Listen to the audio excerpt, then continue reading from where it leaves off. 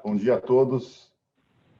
Obrigado pela audiência aqui no nosso webinar, que tem como tema o crescimento agrícola. Eu sou o Frederico, gerente de RI da companhia. Vou fazer o papel aqui de mestre de cerimônias do webinar. O nosso palestrante de hoje vai ser o Pavinato, CEO da companhia. Então, eu já vou, de imediato, passar a palavra para ele, para que possa iniciar a apresentação de hoje. Depois eu retorno aqui para a gente conduzir a sessão de perguntas e respostas. Pavinato, por favor, pode iniciar. Obrigado, Frederico. Obrigado a todos pela presença e participação nesse webinar. O tema do webinar, crescimento da SLC Agrícola. Por que nós colocamos este nome no tema de hoje?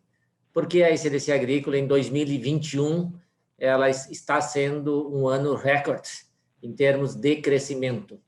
Nós estamos crescendo 40% a área plantada, eu vou mostrar os dados, e, ao mesmo tempo, eu afirmo que está sendo um ano especial, pelo crescimento e pela perspectiva de bons resultados. Por que eu afirmo que a perspectiva é muito boa para resultados? De acordo com a divulgação do nosso último trimestre, os dados nossos de custo de produção, eles estão subindo menos do que os dados de preços de venda. Isso, com uma safra normal, e a expectativa nossa é de uma safra normal, isso reflete em expectativa de margens superiores em 2021. Por isso que 2021 está sendo um ano especial para a SLC Agrícola. Eu afirmo também que o ano de 2022 será especial, porque 2022 nós vamos colher a safra plantada em 21 com 40% a mais de área. E vamos vender a produção de 2022, possivelmente, já estamos vendendo, já vendemos em torno de 40%, com preços superiores aos preços vendidos em 2021 e superiores aos vendidos em 2020. E também conectando com o custo de produção, dentro de um cenário de nós conseguirmos ter um crescimento, um aumento de custo de produção em 2022 menor do que o aumento de preços. Isso significa margens superiores. Então, por isso que eu começo a nossa conversa aqui falando que 2021 está sendo um ano especial para a SLC Agrícola e 2022 também será um ano especial para a SLC Agrícola. E nós estamos trabalhando para transformarmos os demais anos para frente em anos especiais para a SLC Agrícola. Eu vou dividir a tela aqui agora com uma apresentação, que nós temos alguns dados para mostrar, especialmente dos dois projetos que nós estamos incorporando em 2021. Ok, então a nossa agenda de hoje é uma agenda que nós vamos falar sobre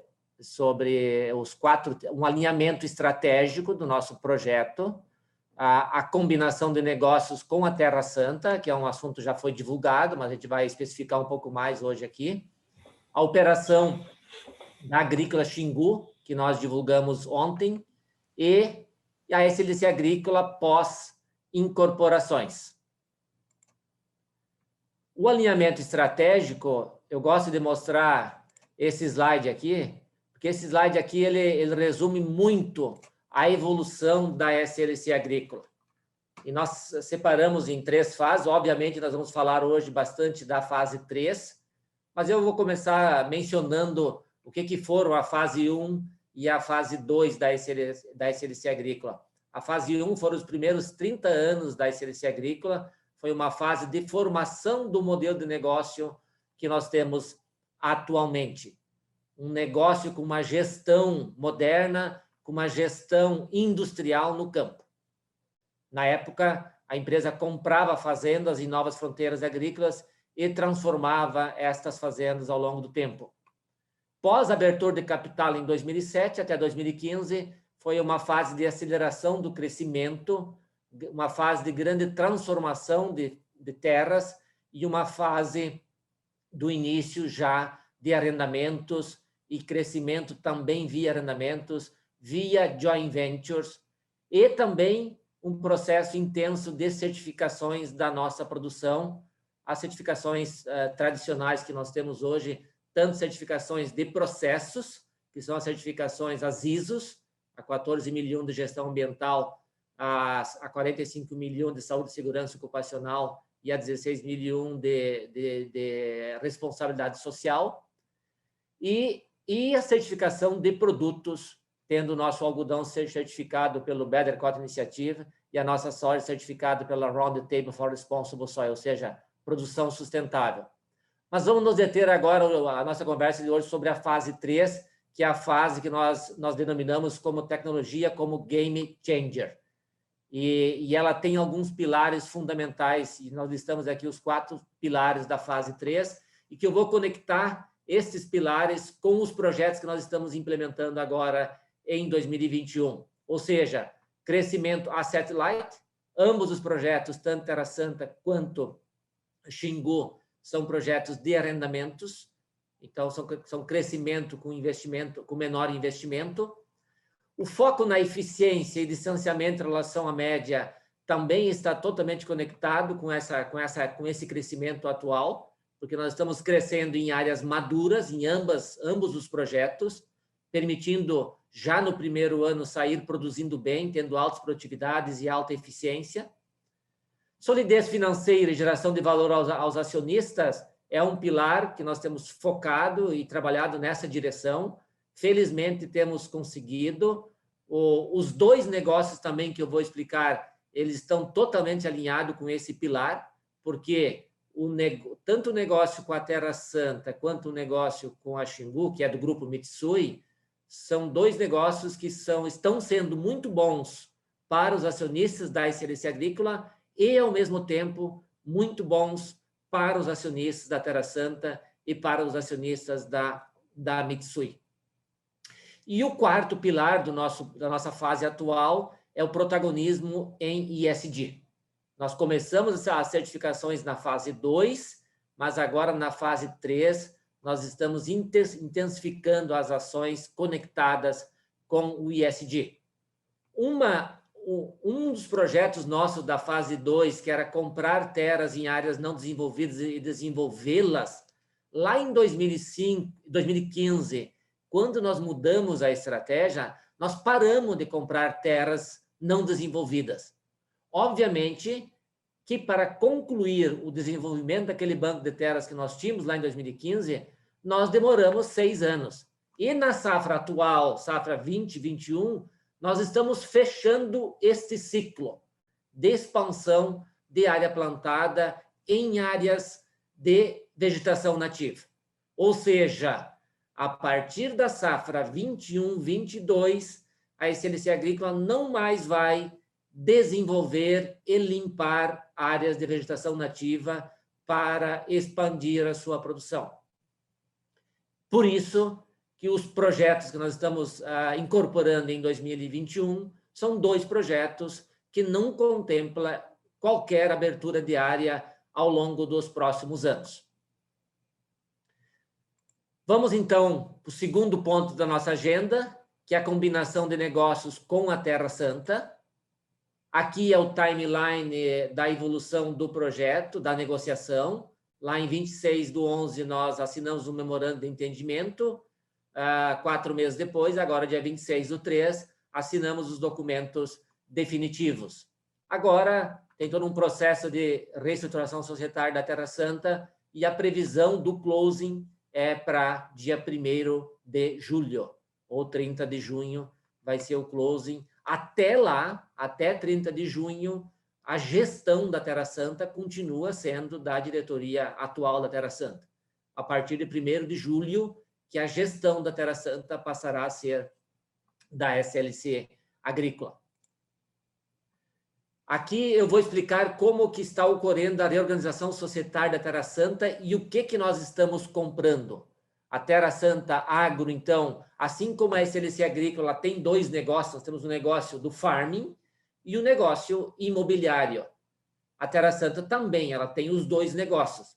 Nós estamos comprando o negócio do farming, o negócio das operações agrícolas. Por isso nós estamos comprando ativo fixo, capital de giro e outros ativos. A Lendico, a empresa imobiliária, ela vai continuar com as terras e benfeitorias. E é um processo que eu vou explicar no próximo slide. Então, ela está sendo constituída, essa empresa vai continuar sendo uma empresa listada na B3, a Terra Santa Lendico. A nossa aquisição, então, da Terra Santa Agro, Operações Agrícolas, ela é através de uma incorporação, um contrato de arrendamento para com a Terra Santa Lendico de 20 anos, inicialmente, perspectiva de extensão de prazo futuro também. E assim é a operação. Eu diria assim, muito simples em termos de resultado, muito trabalhosa em termos de execução e constituição. Qual que é o valor da operação? O valor total são 753 milhões. Esse valor ainda poderá sofrer alterações dependendo do saldo das contas de capital de giro e outros ativos, até o closing. No closing, então, que a gente vai ter o valor definitivo. O valor base da negociação foi 550 milhões, e já ia com adição de outros ativos de 250 milhões, nós temos hoje o valor da transação de 750 milhões. Como que vai ser a forma de pagamento do projeto Terra Santa? Nós estamos pagando 65 milhões através de emissão de ações e os outros 688 milhões pela assunção de dívida. O que nós estamos comprando em termos de ativos? Máquinas e equipamentos, capital de giro e outros ativos. E o direito de uso da terra por 20 anos. Aqui é uma visão no mapa do Mato Grosso, onde que estão localizadas as fazendas da Terra Santa, as unidades de produção da Terra Santa que estão em azul, e as fazendas da SLC Agrícola que estão em verde. Ou seja, nós temos duas fazendas, a Fazenda Paiaguás e a Fazenda Perdizes, que estão muito próximas, aqui no caso de duas fazendas da Terra Santa, a unidade de São José e a unidade Guapirama, e aqui, próximo da Perdizes, a unidade Terra Santa, onde, além de toda a sinergia corporativa, aqui, nesse caso, haverão sinergias operacionais também nessas unidades de produção. Todo o portfólio da Terra Santa é um portfólio nesta região oeste do Mato Grosso. Para quem conhece o agro brasileiro, é uma região nobre em termos de potencial produtivo, potencial de duas safras ao ano. Por isso que a área física que está sendo arrendada através dos contratos com a própria Terra Santa e contratos de terceiros, que ele dá ali próximo a 80 mil hectares, mas a área total de culturas, nós estamos estimando na primeira safra agora 145 mil hectares de plantio, é a previsão nossa para a área plantada na Terra Santa na safra 21-22. Então, esse é o resumo da Terra Santa.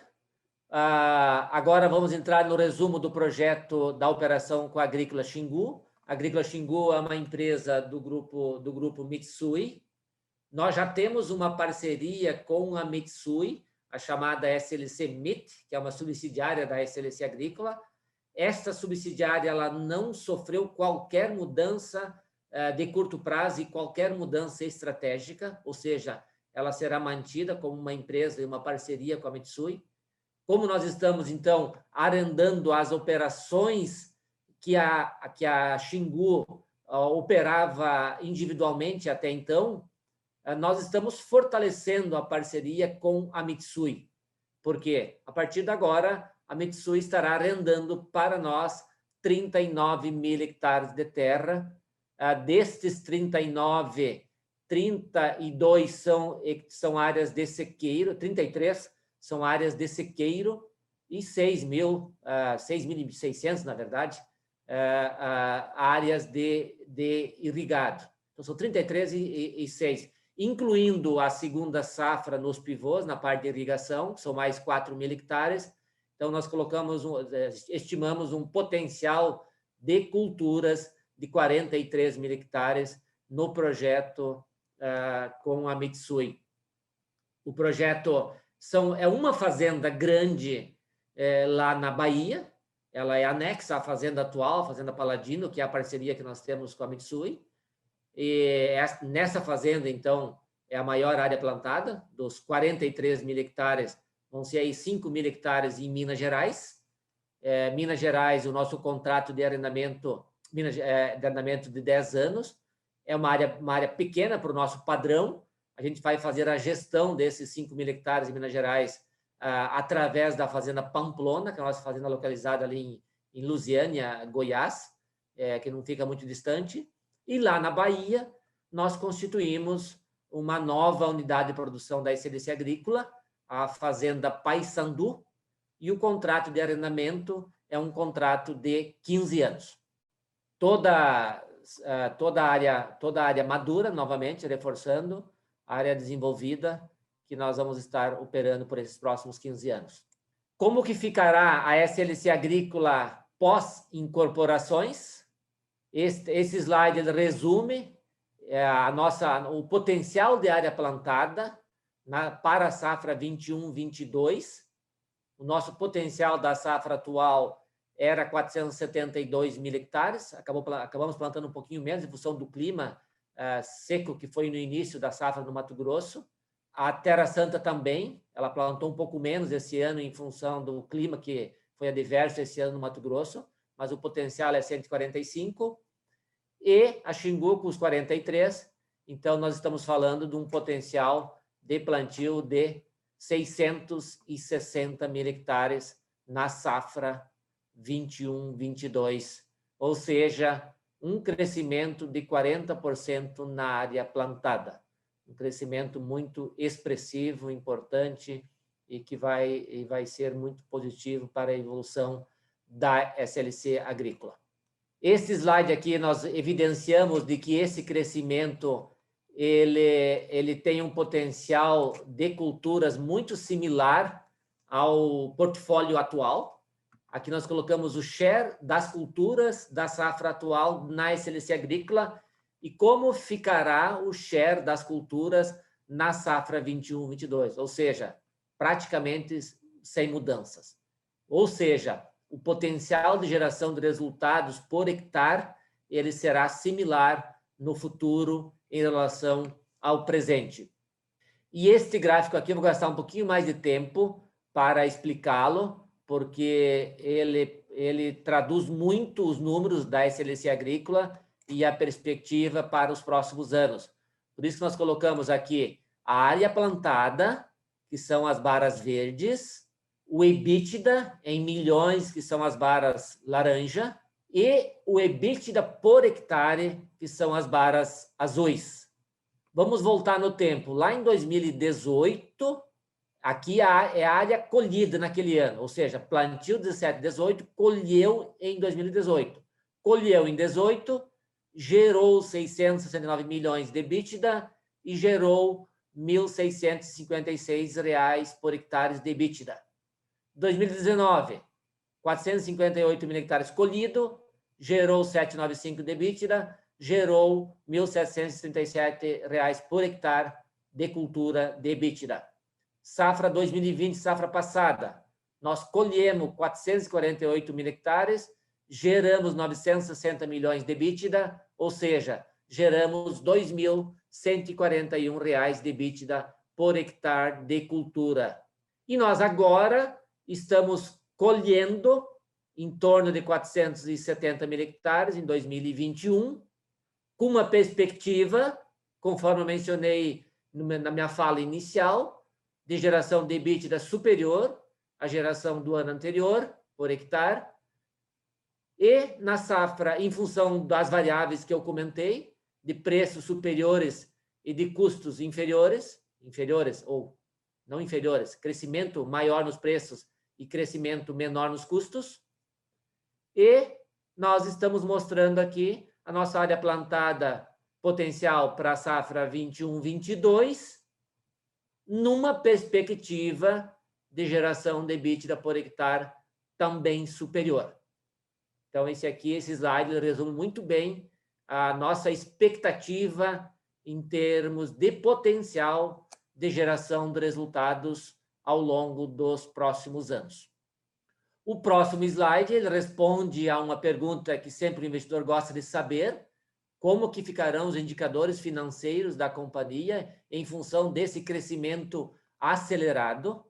Eu gosto sempre de relembrar aqui a fase 2 da companhia até 2015, quando nós tínhamos uma relação dívida líquida EBITDA acima de 3, entre 3 e 3,5, em função daquilo que eu comentei inicialmente, expansão expressiva em áreas de novas fronteiras agrícolas, com potencial produtivo menor, grande investimento, grande capex e uma geração menor de EBITDA, e a alavancagem ficava no patamar acima de 3. A partir da fase 3, nós passamos a ter um EBITDA superior, conforme está colocado aqui, e passamos a ter uma relação dívida líquida, EBITDA, entre 1 e 1,5. A nossa meta, a partir da fase 3, foi: nós queremos ter uma relação dívida líquida EBITDA abaixo de 2.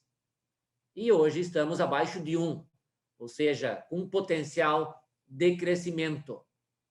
Considerando esse crescimento expressivo em 2021, mas concatenado com a alta rentabilidade do negócio em 21 e 22, nós efetivaremos esse crescimento na área plantada na safra 21/22 e, incrivelmente, manteremos um nível de alavancagem em patamares similares aos anos anteriores. Então, isso nos gera muito conforto em relação a esse crescimento.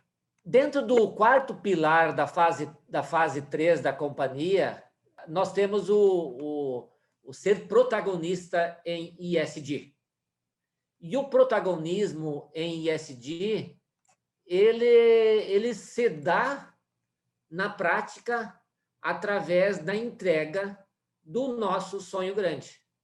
A hora que nós afirmamos que impactar positivamente gerações futuras, você somente impacta gerações futuras se você faz um trabalho exemplar para gerações futuras.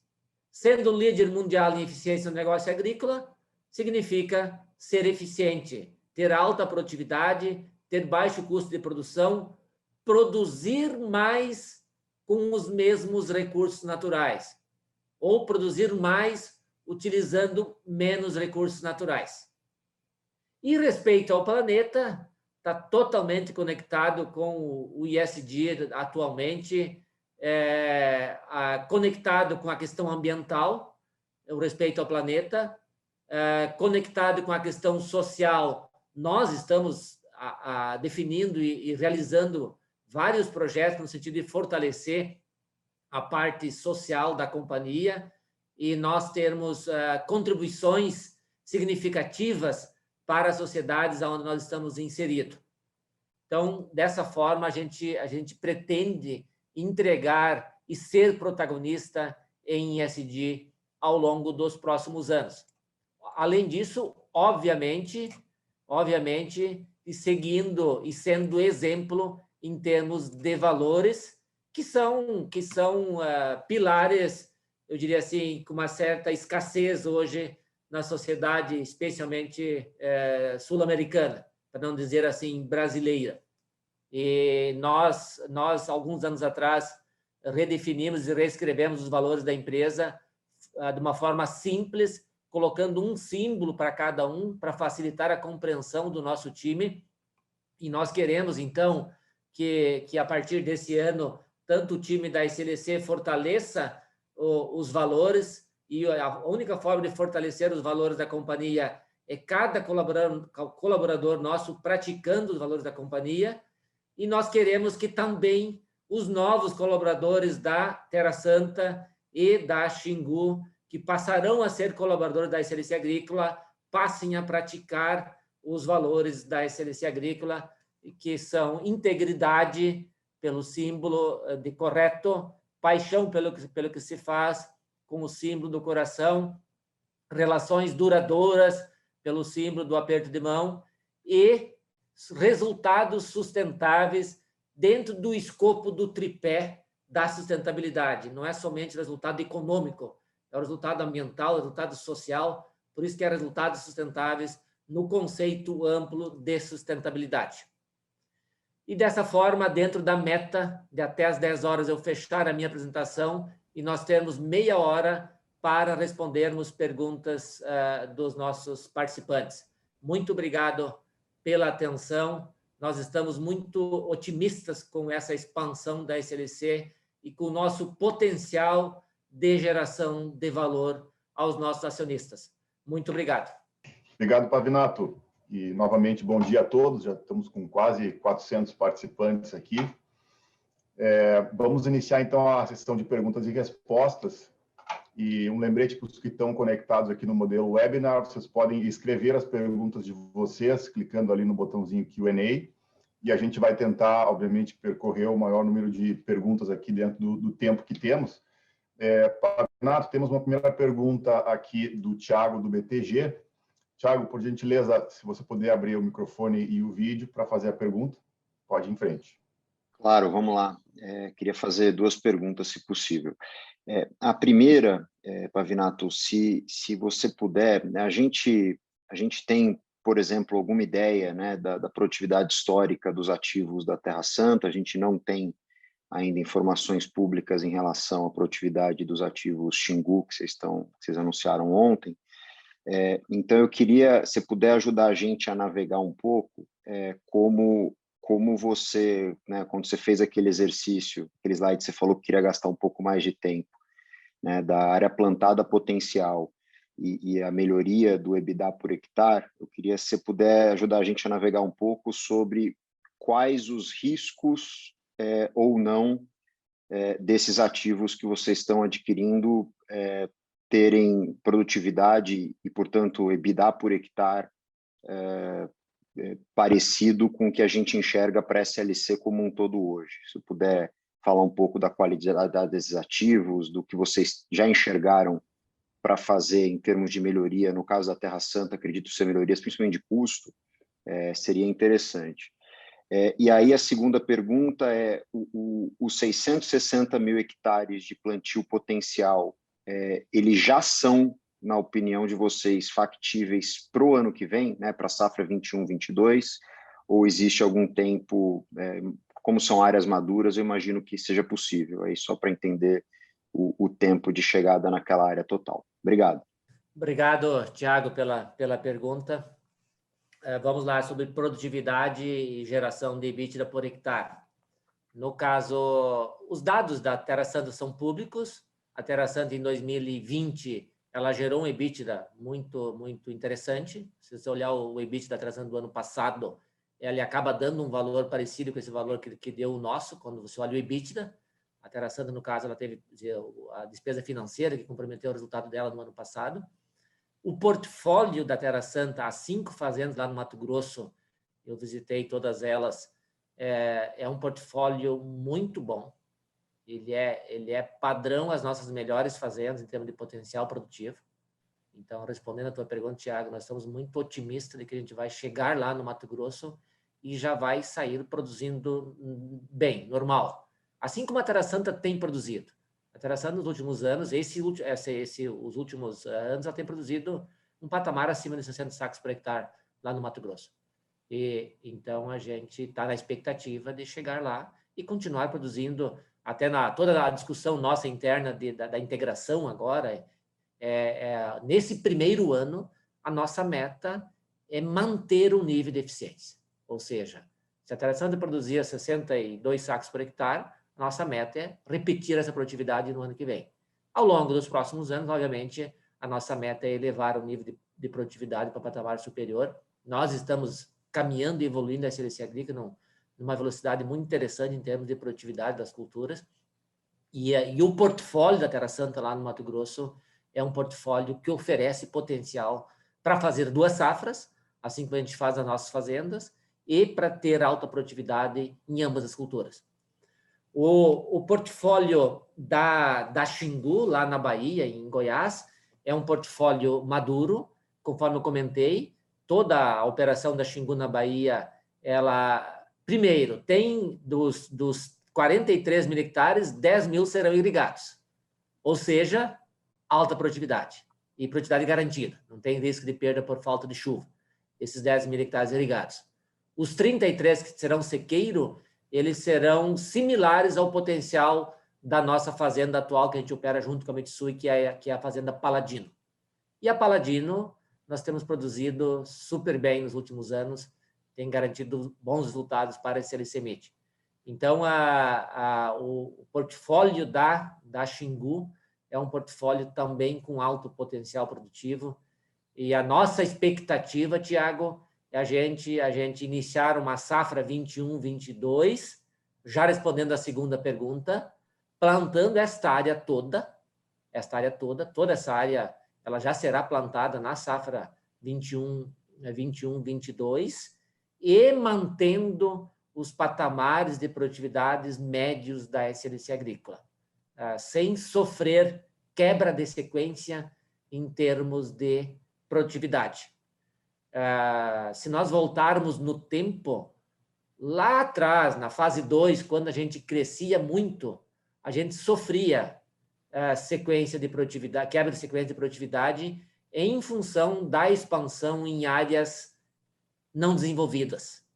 E área não desenvolvida, área nova, quando você tem um evento climático, qualquer estresse climático, 2 semanas sem chover, perde muito potencial produtivo e te reduz muito a tua média.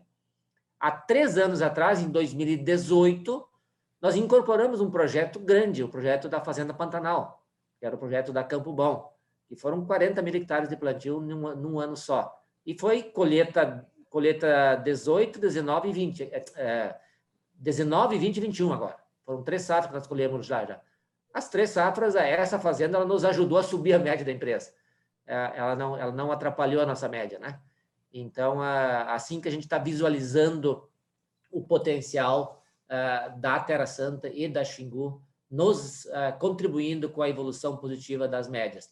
O portfólio da Terra Santa lá no Mato Grosso, o portfólio da Xingu na Bahia e um pedaço em Minas, ele está totalmente equilibrado dentro da estratégia da SLC agrícola de ter uma diversificação geográfica.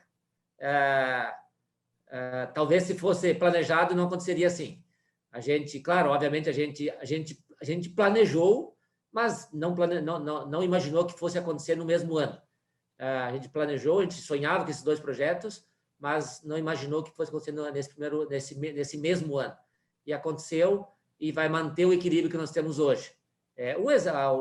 O equilíbrio para nós tem sido importantíssimo, né? Teve anos passados que a gente acabou tendo algumas perdas de produção lá no Nordeste em função de seca, e anos recentes que o Nordeste está ajudando a subir a nossa média. Esse ano é um exemplo típico, né? O Mato Grosso, esse ano, o clima foi bem desafiante, e a Bahia, agora nós estamos com safra recorde, né? Na Bahia está elevando a nossa média de produtividade, a Bahia esse ano. Então, a gente acredita muito nessa diversificação de portfólio, que a gente está mantendo agora com esses 2 projetos, mantendo a resiliência das nossas produtividades. Então, é isso, Tiago. Muito claro. Obrigado, Pavinato. Obrigado, Pavinato. Seguindo a ordem de chegada aqui, a nossa próxima pergunta é do Lucas, do JP Morgan. Por favor, Lucas. Obrigado, Fred. Bom dia para todo mundo. Bom dia, Pavinato.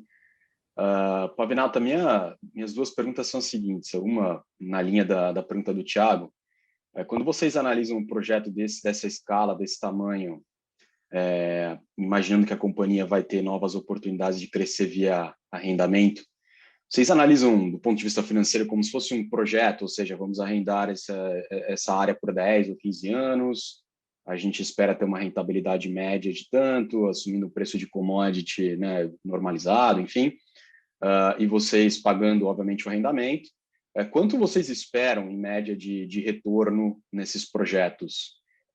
quanto que eles são accretive na conta de vocês, entrar numa área nova dessa? A minha pergunta é porque justamente, se por um lado, né, na fase anterior de crescimento da SLC, você tinha essa volatilidade toda, adicionava uma área nova, você diminuía a sua produtividade, gerava volatilidade, nessa fase nova você consegue crescer mais rápido, mas você também tem que, de alguma forma, remunerar o capital de quem fez esse investimento inicial e trouxe a terra até esse ponto de produtividade, né? Então, essa é a minha pergunta. E a segunda pergunta é se, com essas possibilidades de crescimento de arrendamento, vocês já vislumbram talvez mudar um pouco aquele ratio, né, que é esse mix entre terras arrendadas e terras próprias que vocês imaginavam no passado, ou seja, quanto mais de crescimento de agregação de terras arrendadas a gente pode ver no futuro para acelerar o crescimento da SLC. Obrigado. Obrigado, Lucas, pelas duas perguntas. Cada projeto a gente faz um business plan, um projeto de negócios, e tem uma visão bem clara de qual que é o potencial de geração de valor daquele projeto para nós. Então, é assim que a gente interpreta e decide investir em um projeto ou outro. Se você lembrar da nossa discussão durante a reunião pública que a gente fez dos return on equity, que nós mostramos o quanto que a gente tem conseguido o retorno sobre o capital investido na terra própria versus terras arrendadas, e nós buscamos um retorno em terras arrendadas de no mínimo 20%, né? E a gente tem conseguido isso. Por isso que eu mostrei lá naquela reunião pública de que nós, ao longo da nossa história recente, a gente tem conseguido ali 8, 10% de retorno sobre o capital investido na operação. Por quê? Porque nós temos um capital investido alto nas terras, mas que as operações em áreas arrendadas, depende do projeto, depende do ano, obviamente, tem mais volatilidade, a gente consegue um retorno superior. Consegue um retorno de 20, de 25, de 30, depende do ano. Dá um ano ruim, pode conseguir um pouco menos, mas numa visão de que, numa linha de tendência, numa média aí de 20%, a gente teria potencial para elevar o nosso retorno médio da empresa. Se nós tivermos 2/3 de terras arrendadas e 1/3 de terras próprias, o retorno médio da empresa, da operação somente, sem considerar a apreciação das terras, de 15%. E é nessa direção que nós estamos caminhando. Nós temos um retorno sobre o capital investido de 15% no mix de terras próprias e terras arrendadas. A relação agora reduziu, veio para baixo de 40% de terras próprias versus arrendadas. Ainda há um espaço. A nossa visão hoje é de que 2/3 e 1/3 é um portfólio equilibrado. Agora, o risco da terra arrendada, ele sempre existe de você ali na frente não ter mais essa terra, porque o proprietário demandou de volta essa terra. Na medida em que você faz um contrato de 15 anos, de 20 anos, com perspectiva de renovação, por mais 15, por mais 20, esse risco fica muito mitigado. E aí, a segurança de estabilidade do negócio no longo prazo aumenta muito, mesmo em áreas arrendadas. Por isso que a operação em áreas arrendadas sempre tem o risco da perda da área. Esse é o ponto, talvez, mais crítico. E, obviamente, tem o risco das volatilidades de preço, de mercado e produtividade, por isso que o retorno é superior e não poderia ser diferente. O retorno não poderia ser um retorno baixo com risco alto, né? O dono da terra, ele vai continuar tendo a sua remuneração de acordo com a geração de caixa do negócio. Historicamente, no Brasil, nos Estados Unidos, na Argentina, é em torno aí de 3, 4% sobre o valor do ativo, e é assim que vai continuar os próximos anos. Ou seja, se o negócio gerar caixa o suficiente em patamares elevados, automaticamente o arrendamento vai subir, mas vai manter o yield para o proprietário da terra. E, teoricamente, para o operador, de certa forma, vai até mesmo melhorar o retorno sobre o capital investido, que vai gerar mais caixa. E como o capital investido são basicamente, nesse caso, desses 2 projetos, o investimento é basicamente as máquinas, né? E depois, o capital de giro, obviamente, porque você tem o capital de giro, porque o ciclo financeiro do nosso negócio é um ciclo longo, então tem um capital de giro que demanda sempre. A gente paga os insumos antes de realizar a receita, por isso que tem uma demanda de capital de giro, que é um capital de curto prazo, e o CAPEX das máquinas, né? Então, assim que nós estamos vendo o crescimento, mas a tua pergunta é bem interessante no sentido da sustentabilidade do negócio no longo prazo, né? E a gente visualiza, então, na medida em que eu tenho contratos de arrendamento de mais longo prazo, me permite expandir mais em áreas arrendadas e até o mix aceitar um mix menor de terra própria versus terras arrendadas. Muito obrigado. Obrigado, Lucas Pavinato. A próxima pergunta que a gente tem no pipeline aqui é do Vitor, do Credit Suisse. Pode perguntar, Vitor, por favor. Fala, pessoal, bom dia. Obrigado por pegar minha pergunta aqui. Eu tenho 2. A primeira delas é referente ao preço de terras, né? O preço de soja, enfim, commodities como um todo, se a gente for pegar nos últimos 3 anos, praticamente triplicou.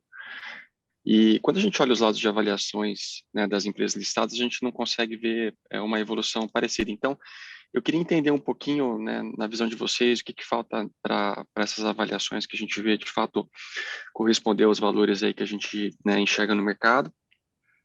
E meu segundo ponto, eu acho assim, fantástico a capacidade que vocês tiveram de entregar crescimento, né?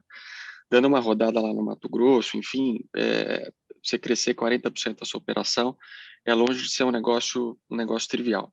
Então, eu acho que eu gostaria de fazer, enfim, 2 ramificações aqui sobre esse brainstorm. Primeiro, quais que são os desafios, né, de você absorver esse crescimento que, de fato, é bastante robusto. E um segundo ponto será que talvez não é o momento de vocês, talvez, começarem a olhar segmentos na cadeia fora um pouco, né, do ramo simplesmente da plantação, né? Você bem colocou, Pavinato, alavancagem baixa, vocês já estão no mix ideal de terra, possivelmente com esse crescimento estão aí de longe sendo o maior produtor de grãos do Brasil. Então, será que não é hora talvez de olhar um pouco de diversificação em outros elos da cadeia? Obrigado. Perfeito. Obrigado pela pergunta. Preços de terras, na nossa visão, sempre tem um delay entre a geração de caixa do negócio e a evolução, e o crescimento no preço das terras. A nossa visão de que já está acontecendo, as terras já valorizaram em relação ao ano passado, e a expectativa nossa é que nos próximos anos haverá uma valorização bem expressiva nas terras no Brasil em função dessa maior geração de caixa do negócio. Então, por isso que nós também, dentro da nossa estratégia, nós não vamos vender mais terras no momento, porque a gente acredita que não é o momento de vender terra. E dentro dessa lógica, a gente vai arrendar mais, para manter o mix, aquela história, não faz sentido nós vendermos terra. Então, o nosso portfólio, que hoje é quase 4 bi em terras, é um portfólio que vai gerar muito valor também ao longo dos próximos anos. Além da geração de valor que eu comentei pela operação, o nosso portfólio também vai gerar valor pela apreciação das terras ao longo dos próximos anos. O desafio do crescimento, isso é talvez o assunto que mais nos preocupa atualmente, mas uma preocupação no sentido de estar atento, positiva, uma preocupação positiva, uma confiança de que a gente vai conseguir efetivar esse crescimento com eficiência, mas contratamos uma consultoria, está nos ajudando nesse processo de integração com a Terra Santa, que é um processo mais complexo. O processo de incorporação da Xingu é um processo mais simples, porque é uma fazenda para nós, que a gente está colocando a gestão nossa lá, está recontratando o time, quer dizer, nós estamos formando o nosso time, é um processo mais simples. É um processo assim como foi o processo da Fazenda Pantanal, que a gente fez há 3 anos atrás. O processo da Terra Santa é um processo mais complexo, pela complexidade, pelo tamanho da empresa, pelo todo o time que está vindo, Então, nós estamos muito atentos a esse processo de incorporação, para a gente conseguir realmente aquilo que nós estávamos discutindo hoje. Hoje nós tivemos uma reunião às 8 horas da manhã com a diretoria da Terra Santa lá. Nós estamos incorporando um time, principalmente, muito mais do que os ativos.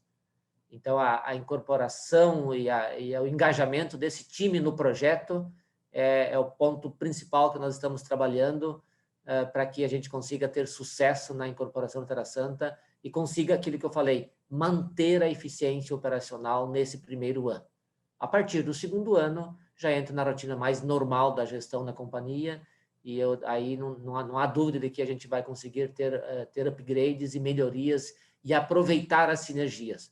A lógica nossa nesse primeiro ano é manter a eficiência, não é maximizar as sinergias. A partir do segundo ano que a gente vai se preocupar em maximizar as sinergias. Mas o time todo nosso é experiente, a nossa diretoria é experiente e nós estamos muito focados para fazer uma integração eficiente. O time lá da Terra Santa também está muito engajado e comprometido para a gente conseguir ter uma transição muito eficiente. Então, isso está sendo muito, muito positivo também. É por isso que a perspectiva de sucesso da integração é grande pelo comprometimento de ambas as equipes, da equipe da SLC e da equipe lá da Terra Santa. Investimento em novos segmentos sempre é uma perspectiva, a gente já analisou várias vezes, a gente hoje está com um foco muito mais em investimento em inovação e novos projetos dentro dessa linha, na linha de serviços para o agro. Nós temos, por isso que nós temos essa opção de compra, por exemplo, de 10% da PlantUp, que nós divulgamos, que é uma parceria lá com o Dílio Bobinotti, nós constituímos uma equipe de inovação nesse ano, temos uma equipe hoje focada em inovação para olhar novos projetos dentro dessa linha de inovação de startups. Então, nós estamos de olho em novos produtos, estamos de olho em novos investimentos, além de produzir soja, milho e algodão. Estamos com um projeto grande já em execução de produção de sementes, ou seja, nós vendemos, na safra passada, produzimos 380 mil sacos de semente de soja, iniciamos um projeto com 15 mil sacos de semente de algodão, esse ano agora vamos produzir mais de 500 mil sacos de semente de soja, e comercializar, produzir e comercializar, já temos um time no campo vendendo semente de soja, vamos iniciar esse ano um processo de venda de semente de algodão, estamos produzindo semente de braquiária também, então é uma outra frente nossa de evolução, é a produção de sementes, que é um projeto que agrega bastante valor e é sinérgico ao nosso portfólio atual, assim como a integração lavoura-pecuária, que é um outro projeto que nós estamos investindo, então nós estamos maximizando a geração de valor nos ativos que nós temos atualmente, mas estamos de olho também em novos negócios, novas oportunidades focados no agro, né? Focados no agro.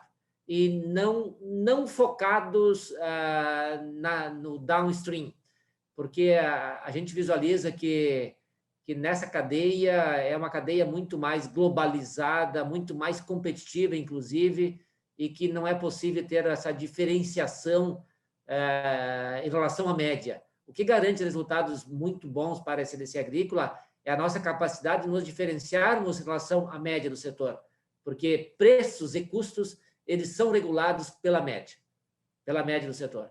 E a gente conseguir se diferenciar em relação à média é que faz toda a diferença. E por isso que nós estarmos em produtos que a gente consegue ter essa diferenciação, para nós é estratégico. Obrigado, Pavinato. Obrigado, Pavinato. Obrigado, Vitor. Temos ainda uns 10 minutinhos. A próxima pergunta, obedecendo a ordem aqui, é do Roberto Brown, do Morgan Stanley. Por favor, Roberto. Bom dia, gente. Obrigado, Fred, Pavinato, pela apresentação. A minha pergunta é um pouco em linha com essa discussão agora que a gente estava tendo sobre as terras. Vocês comentaram, né, que não vão mais fazer abertura de novas terras, seguindo aí os compromissos de ESG que vocês que vocês têm. Falaram também que devem segurar aí um pouco dos seus leaseback para ter mais segurança, agora que tem tanto mais arrendamento, faz sentido. Mas, assim, parece que essa oportunidade, né, com apreciação de preço de terras é muito real, né? Tem a rentabilidade hoje aí do agronegócio tem um componente cíclico de commodities, mas também parece que tem uma parte estrutural com juros mais baixos, que também afeta o nível de câmbio e a rentabilidade do agronegócio.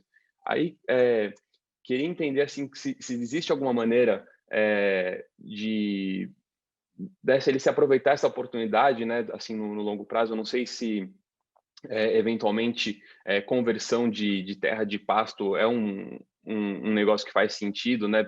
Não é a mesma coisa que a abertura de terras, mas talvez a gente sabe que tem muita terra boa com alto potencial produtivo no Mato Grosso que pode tá produzindo aí soja, milho, algodão, e hoje não é tão bem aproveitada. Se existe uma oportunidade aí, ou alguma outra maneira de explorar isso, porque também, mesmo pensando assim, né, de vocês segurarem o sales leaseback hoje para aproveitar essa valorização no longo prazo, se vocês já estão com um mix de terra arrendada muito alto, né, talvez para manter essa segurança aí que o Pavinato falou, fique difícil vender mais terra, né? Então, entender um pouco aí se tem uma oportunidade. E aí até aproveitar só para explorar um outro ponto que o Pavinato falou, né, em relação à perspectiva de renovação dos arrendamentos, se podia falar um pouquinho mais, né, por que é esperado que esses arrendamentos sejam renovados, se isso é uma questão da escala de vocês, que provavelmente acho difícil, né, que esses outros contratos grandes que vocês fecharam agora, que tenha outros players aí que consigam fazer isso na escala que vocês estão fazendo, se tem alguma cláusula no contrato, só para a gente entender um pouquinho melhor. Obrigado. Obrigado pelas perguntas, Roberto. Sobre a conversão de pasto, a nossa visão de que toda a expansão de soja no Brasil, ela acontecerá em cima de pastos, né? A expansão de soja, a expansão de algodão, a expansão de milho, vai estagnar a abertura de novas fronteiras agrícolas e a expansão se dará através da intensificação da produção da pecuária com mais tecnologia e liberação de áreas de pastagem para a produção de grãos. Então, essa possibilidade de você comprar um pedaço de pastos e expandir nessa região existe. Então, assim como eu falei que nós não vamos vender mais terras, a gente não descarta a oportunidade de comprar um pedaço de terra dentro de um projeto que faz sentido você comprar um pedaço de terra dentro de um portfólio de um projeto que faz sentido, né? Então, e o pasto é sempre uma oportunidade. Então, se você, obviamente, para o operador, ele assumir uma área madura, como nós estamos assumindo, ele gera mais resultado no curto prazo, né? O pasto, ele gera bons resultados. Nós temos um exemplo interno nosso, a nossa parceria com o Arrancador. É um projeto hoje fantástico, né? Ele lá no início a gente apanhou. É muito capital investido inicialmente para converter aquele pasto e aí é aquela história, produz menos e investimento alto, e aí você demora uns anos até começar a gerar bastante caixa, né? Hoje o projeto está sendo muito interessante, né? É um exemplo, mas aí é aquela história, o retorno ele vem mais médio prazo.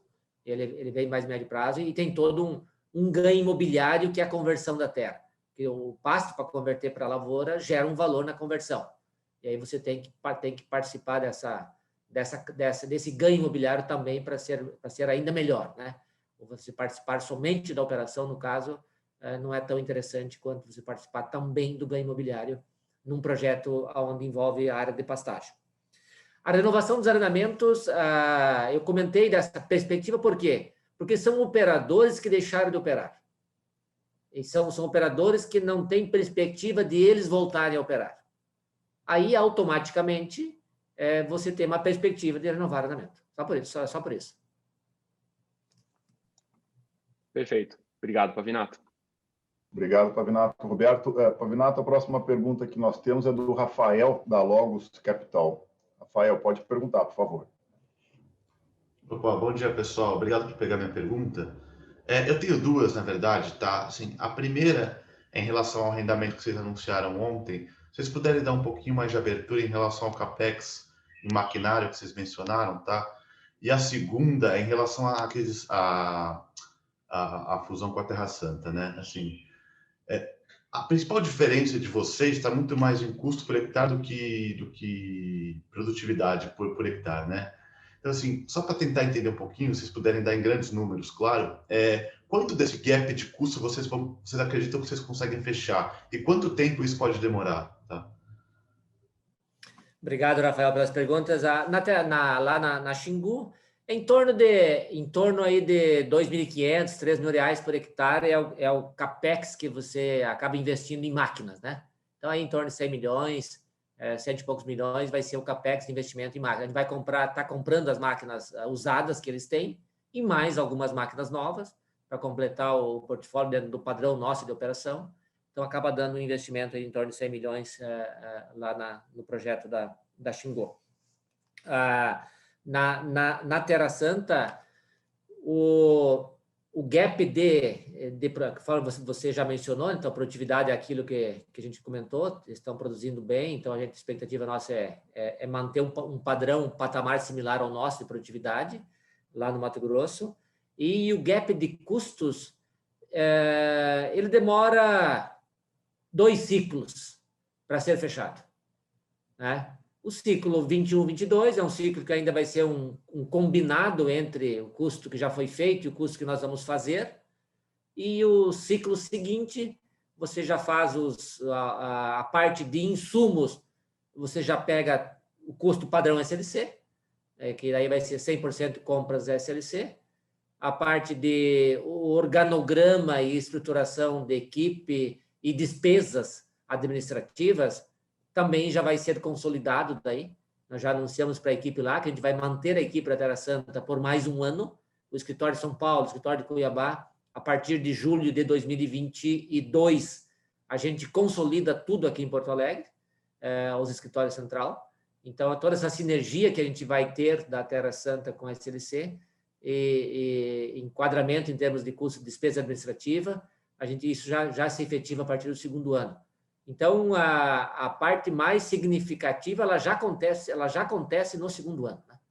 Então, praticamente o primeiro ano que a gente não captura esse ajuste no custo de produção. No segundo ano, já captura praticamente lá, 80%. E lá no terceiro ano, já vai daí capturar 100%. Perfeito, Pavinato. Obrigado. Obrigado. Pavinato, então são 10h32. Podemos avançar mais uns 5 minutinhos aqui? O que tu acha? Podemos. Ok. Bom, a próxima pergunta, então, é do Frederico Von Tobel, da Voquin.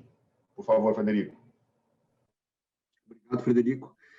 Parabéns, Pavinato, Ivo, Frederico, pelo trabalho, né, e pela estratégia acertada de crescimento da SLC.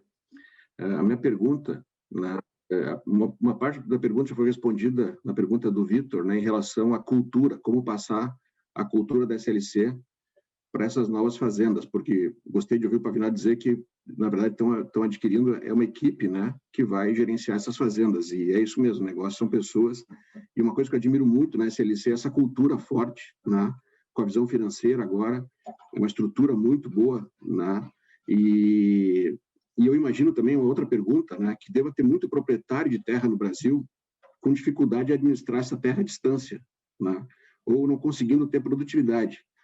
E a SLC tem essa tecnologia, esse know-how, né, essa fortaleza, né, que eu acho que é um ativo muito grande da empresa, de administrar várias fazendas com alta produtividade à distância. Se não está tendo a procura de muita gente procurando a SLC, né, para fazer esse arrendamento, se isso não é uma oportunidade de crescimento. Obrigado. Obrigado pela pergunta, Frederico. Sempre existem oportunidades, e aí aquilo que eu comentei anteriormente, né? A gente analisa os projetos, porque às vezes tem oportunidades que não são interessantes, a gente acaba reprovando o projeto. O setor como um todo, existe competição, outros produtores também querem crescer a sua área plantada e querem arrendar, então existe uma competição. Quando até a pergunta acho que foi foi do Lucas, que ele comentou de que ele viaja para o Mato Grosso e tal, ele visualiza de que existe lá toda uma... o Victor comentou, existe toda uma talvez uma vontade de produtores crescerem sua área plantada, e eles talvez nem sempre conseguem, o produtor, áreas disponíveis para serem arrendadas, né? Então, dentro desse cenário atual que nós estamos vivendo, de margem boa das culturas, na verdade, começa a ficar mais difícil você conseguir áreas para arrendar. Por isso que projetos estratégicos, como estão sendo esses dois, eles são oportunidades que você trabalha no longo prazo, né? Assim como a gente tem trabalhado projetos de uma forma estratégica, tentando visualizar qual que é o potencial arrendador dos próximos anos, né? E com isso... E tem uma questão de sucessão no setor que tem as suas limitações, e isso sim gera oportunidade. Às vezes o produtor até ele tem uma boa eficiência, tem bons resultados, mas ele tem problema de sucessão. Aí essa aproximação, esse know-how da SLC, ele passa a ser conveniente para esse produtor. Não, eu vou arrendar para a SLC, não tem sucessor aqui, se eu deixar, sei lá, alguém tocar para mim sem uma boa gestão, eu vou acabar não tendo ganhos e vou ter perdas. Então, ok, eu vou arrendar para a SLC, vou ter um ganho de arrendamento garantido todos os anos, seguro, e vou manter a minha apreciação da terra, né? Se é aquela história dentro da gestão de portfólio, a terra é um ativo resiliente de longo prazo, no Brasil, com perspectiva de continuar valorizando. Então, para quem é investidor e para quem já não tem mais como fazer a gestão da operação, arrendar a terra para a SLC é uma boa solução. Assim que a gente visualiza, Frederico. Obrigado, Pavinato. Temos mais duas perguntas, Pavinato. As perguntas que estão vindo por texto aqui, a gente já está procurando responder, tá, pessoal? Para não deixar ninguém sem resposta. Nós temos a próxima aqui do Palhares, do Bank of America. Do bem, Palhares. Pode perguntar, por favor. Oi, pessoal, tudo bem? Minha pergunta, na verdade, é bem pontual sobre a operação da Xingu propriamente dita, né? Vocês comentaram sobre a questão de ter uma área irrigada e que tem segunda safra. Existe potencial para que você consiga ampliar essa área de irrigação e tenha uma segunda safra também, para também destravar sinergias ali, resultado da operação da Xingu? Obrigado. Positivo, Guilherme, positivo. Existe potencial para ampliar essa irrigação. E aí a gente vai analisar o investimento na irrigação, o investimento da Xingu, da Mitsui, e a gente paga mais arrendamento para a área que é irrigada, mas o investimento é deles. Então, é isso que está combinado. Então, existe potencial, sim, havendo essa possibilidade, para nós encaixa muito bem a área irrigada, porque ela gera uma flexibilidade na data de plantio. Como nós estamos produzindo semente de soja, por exemplo, a gente consegue plantar uma soja mais cedo, fazer semente, ou plantar um milho primeiro, depois plantar uma soja, e fazer uma semente com uma colheita agora em maio, quando não chove, quando se colhe uma semente de alta qualidade. Então, para nós, a irrigação, além dela dar segurança de que vai produzir bem, porque não vai faltar chuva, ela nos dá oportunidade de você gerar mais valor com produtos de maior valor agregado, como é o caso da semente. Então, a gente vai sempre olhar essas oportunidades de ter um pouco mais de irrigação, sim. Perfeito, obrigado. Obrigado, Palhares. Última pergunta, então, que nós temos aqui dos participantes é do Wagner, da Quantidas. Tudo bem, Wagner? Por favor. Bom dia, pessoal. Bom dia a todos. Pavinato, há um tempo atrás vocês mencionavam nas apresentações a possibilidade de explorar um pouco mais a integração lavoura-pecuária. E aí veio a aquisição da Terra Santa, veio agora esse movimento com a Xingu. Imagino que vocês têm bastante trabalho pela frente e também uma dificuldade nesse movimento da pecuária de certificar o gado comprado, enfim. Queria entender se, de fato, ele foi postergado, esse movimento, em função dos negócios mais relevantes que vocês fizeram agora e do foco da gestão para isso, ou se as dificuldades do negócio em si, por certificação, tornaram ele menos atrativo para vocês. Ou não, enfim, é o próximo negócio a ser explorado de uma forma mais relevante. Obrigado. Obrigado pela pergunta, Wagner. Não, ele continua. Nós o ano passado trabalhamos com em torno de 17 mil cabeças de gado o ano passado. Engordamos e vendemos. E no ano atual, o nosso planejamento é dobrar. Nós estamos aí com 34. Obviamente, o cenário da pecuária no Brasil e no mundo, ele tem uma escassez de oferta de gado magro hoje, né? Em função de preços altos, então tem que ter um pouco mais de cuidado. Então, a gente não está tão preocupado em atingir a meta dos 34 mil cabeças. Se quiser 25 mil cabeças, está bom também. Nós estamos aprendendo a fazer o manejo desse gado todo. Contratamos veterinário, contratamos zootecnista. Então, a gente está aprendendo, mas é um projeto que logo ele deslancha. Né? Já está deslanchando, na verdade. E dentro da lógica, nós estamos botando a soja, a gente põe o milho segunda safra e põe a braquiária no meio do milho. Então, o gado é uma terceira cultura em cima dessa área que já foi soja e já foi milho. Nas áreas argilosas, nas áreas arenosas, a gente põe soja, a braquiária na sequência da soja, e aí põe o gado. Né? Então, faz uma segunda safra em área que você não faria segunda safra, pelo fato de não ter um teor de argila adequado. Né? Então, aquilo que eu comentei anteriormente, a pecuária, para nós, ela está oportunizando nós gerar mais valor naquele ativo que nós temos lá. E a gente vai continuar nesse projeto e vai intensificar nos próximos anos. É só uma questão de procedimento de aquisição do gado. Então, nós estamos colocando aí para o gerenciamento toda uma política de quem comprar o gado, né? Para não nos expormos de comprar o gado de alguém que está com alguns problemas de legalidade na sua produção do gado lá. A gente está definindo procedimentos também para a gente respeitar e aí poder evoluir na sequência. Obrigado. Muito bem, pessoal. Obrigado mais uma vez. Com isso, nós concluímos. A gente respondeu praticamente todas as perguntas aqui por texto e também ficamos à disposição aí, caso alguém queira explorar mais algum assunto aqui no RI. Obrigado e bom dia a todos. Obrigado a todos pela atenção, pelas perguntas e também sempre fica meio time todo da empresa à disposição para responder qualquer pergunta. Um abraço. Parabéns pelo evento. Obrigado. Bom dia, bom trabalho a todos. Obrigado. Bom dia a todos.